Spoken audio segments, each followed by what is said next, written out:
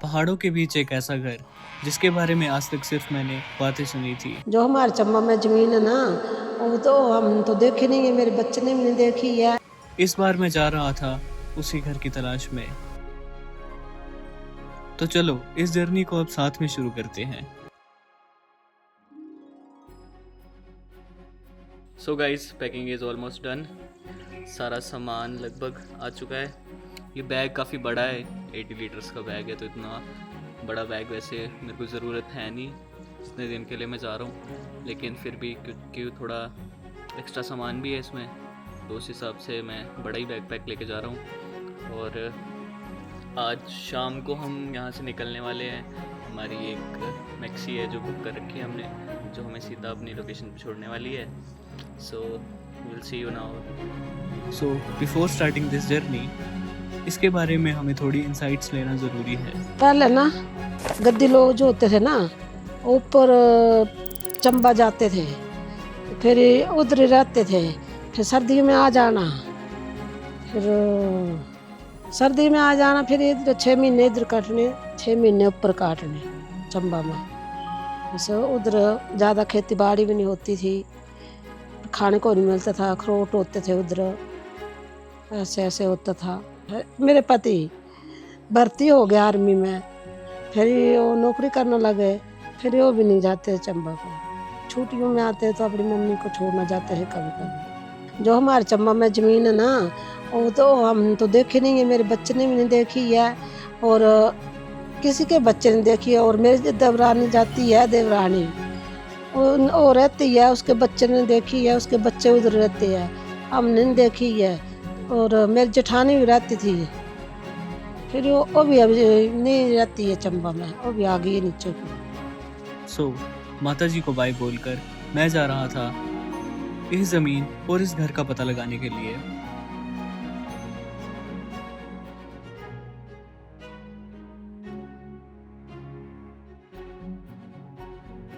घर से थोड़ी सी नीचे उतरकर अपनी टैक्सी का वेट करने लगा, और टैक्सी के आने के बाद और बाकी सभी पैसेंजर्स के फुल होने के बाद हमने जल्दी से गाड़ी के अंदर सारा का सारा सामान लोड करवाया और फिर हम चल दिए।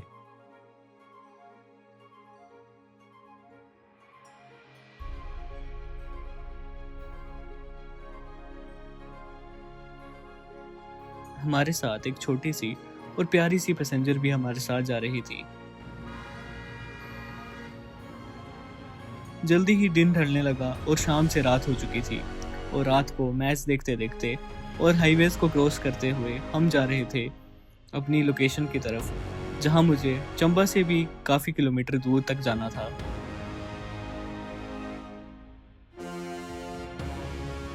और इसके बाद चलते चलते लगभग 11 बजे हम पहुंचे थे जोत।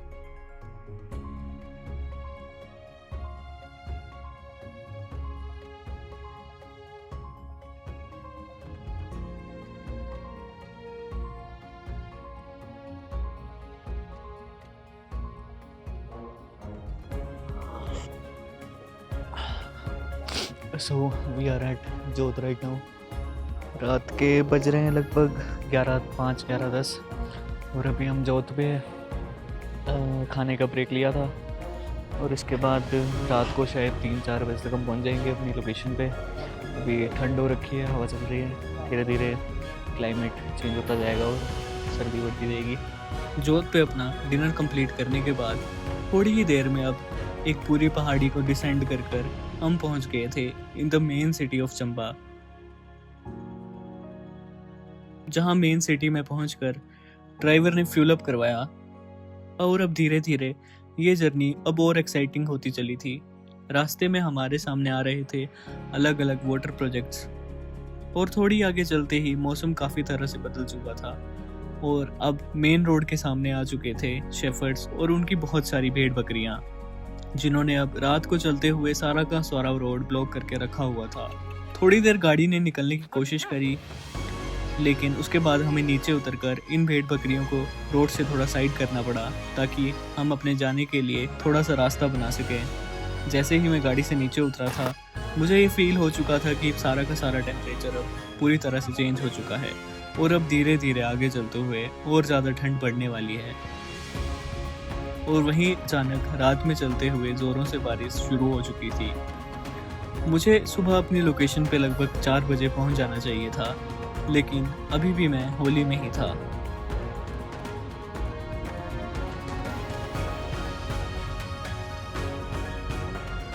This is a great good morning from Holi. अभी टाइम हो रहा है सुबह के 5:30 और रात को लगभग 12 बजे से बारिश हो रही है और मेरे को मेरी लोकेशन पे लगभग 4 बजे पहुंच जाना चाहिए था, लेकिन गाड़ी में ब्रेक डाउन होने की वजह से हम 2 बजे से हम यहीं पे रुके हुए हैं और अब जाके शॉप्स खुलना स्टार्ट हुई हैं, तो अब जाके हमें एक मैकेनिक मिला है और अभी तक हम होली में ही हैं। बारिश रुक गई है थोड़ी सी, पहाड़ धुंध से भर चुके हैं, ठंड यहाँ पे बढ़ चुकी है और कुछ इस तरह से आज की मॉर्निंग की शुरुआत हुई है। तो देखते हैं कब तक अब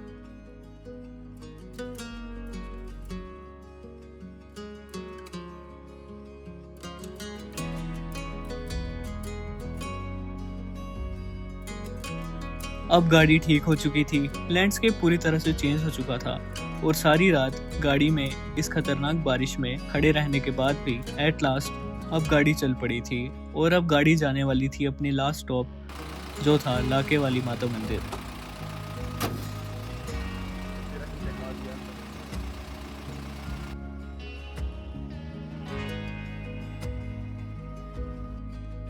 रास्ता इतना सुंदर और मेस्मराइजिंग था कि रात की सारी नींद और थकान अब अचानक से उड़ चुकी थी और इस रोड को एंजॉय करते हुए हम धीरे धीरे आगे बढ़ रहे थे। गाड़ी खराब हुई उसकी वजह से थोड़ा बुरा फील भी हो रहा था, लेकिन अब इस लैंडस्केप को देख के, जो कि मुझे रात में 4 बजे के अंधेरे में बिल्कुल नहीं दिखने वाला था, उसे देखकर मैंने सोचा कि ये सब किसी रीज़न की वजह से ही हुआ होगा और इस सब को एंजॉय करते हुए गाड़ी आगे चलती रही।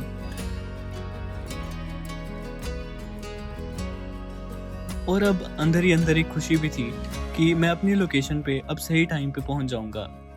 पर ये खुशी थोड़ी ही देर में गायब होने वाली थी, क्योंकि जैसे ही गाड़ी थोड़ी और आगे चली हमारे सामने आ गई ये लैंडस्लाइड।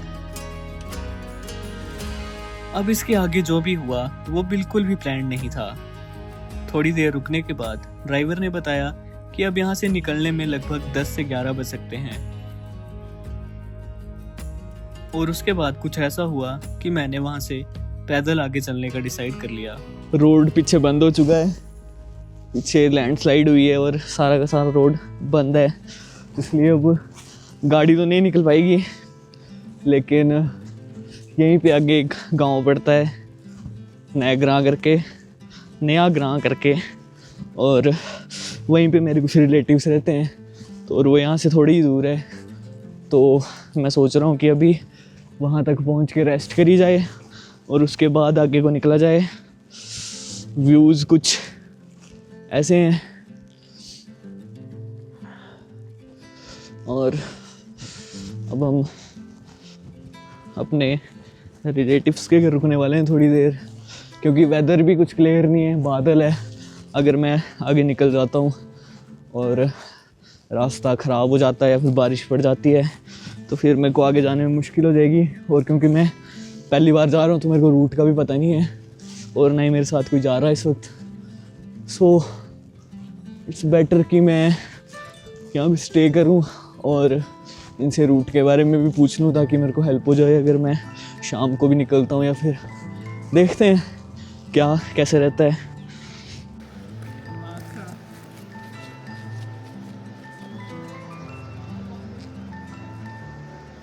थोड़ी देर आगे चलने के बाद ही मेरे रिलेटिव्स मुझे सड़क से पिक करने आ चुके थे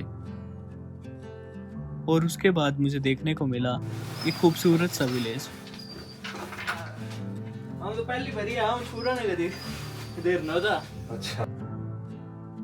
और जैसे ही मैं अपने रिलेटिव्स के घर पहुंचा, उन्होंने हमारे लिए गर्मा गर्म ब्रेकफास्ट तैयार करना शुरू कर दिया।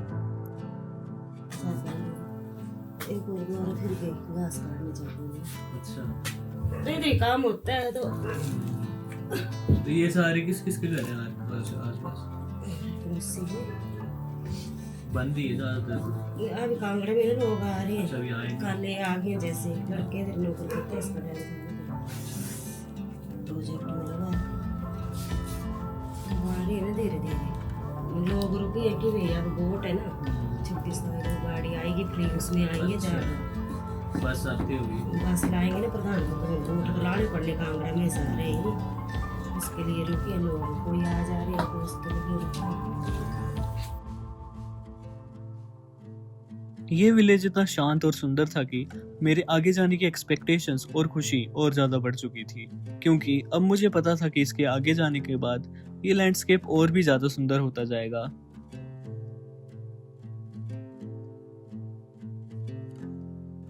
थोड़ी देर फ्रेशन अप होने के बाद और अपनी रेस्ट कंप्लीट करने के बाद हम निकल गए थे गांव को एक्सप्लोर करने के लिए। And all of that we will see in the next part.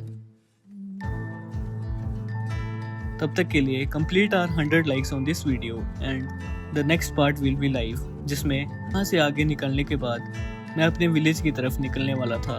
So like, share and subscribe this video and I will see you soon.